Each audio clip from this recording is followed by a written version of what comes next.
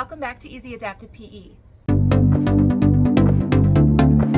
Today I'm sharing how I organize adapted PE equipment without having my own gym, my own space, because a lot of times we're traveling and we might not have our own space, or we're sharing our equipment and we're sharing the gym with other phys ed teachers. For those bigger things that can't travel with me, or maybe those things that I know I don't necessarily need at each building, I'm going to organize them in a specific way in each building and communicate that organizational tactic with the people that are going to be in that equipment room or in that space where the equipment is held.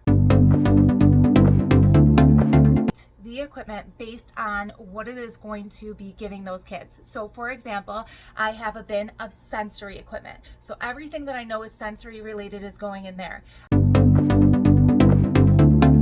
I have a bin of locomotor equipment. So everything that is locomotor. So we've got jump ropes, we've got cones, we've got a lot of it tends to be visuals of what it is we're going to do locomotor wise. So maybe we're stomping like elephants, so we'll have an elephant visual. Maybe we are reaching up tall like a giraffe. Maybe we're flying like birds. So manipulative, so I have a variety, of course, of different balls and that make noise, that don't make noise, that are squishy, that are hard, that are big, that are small. All of that is in another bin. So that's my locomotor, or excuse me, that's my manipulative piece. I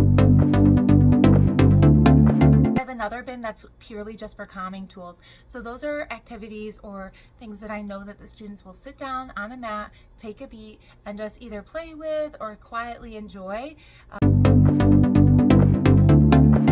My everyday resources. So my everyday resources are going to be things like visuals. They're going to be things like their poly spots. So their poly spots might have their name on them or their face on them, or they might just be poly spots, right?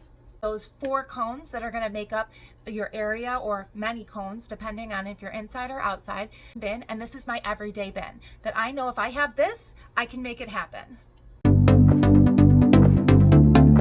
Everything is going to be labeled, and I'm keeping everything together because it's easier to access. If I start using the phys ed teachers' areas or start using their bins and things like that, then everything's going to get jumbled. So I keep everything together. We talk about where the best spot is to put all of the things, and we communicate, and that's that. If you have zero storage space at all, grab cardboard boxes. And I know that sounds like so sad. So many times a cardboard box comes in handy. Throw in a cardboard box, label it. This is mine. Nobody's gonna touch it. It's in a cardboard box, okay? But this is a great way just to stay organized. I wanna know your go-to organization hacks for small or shared spaces. Let's build a list in the comments. Let's build a big old list. That way we can all help each other out. Grab my checklist in the description. It is meant for teachers on the go. So it's gonna hopefully help you stay very organized and crush this year. Okay guys, see you next time.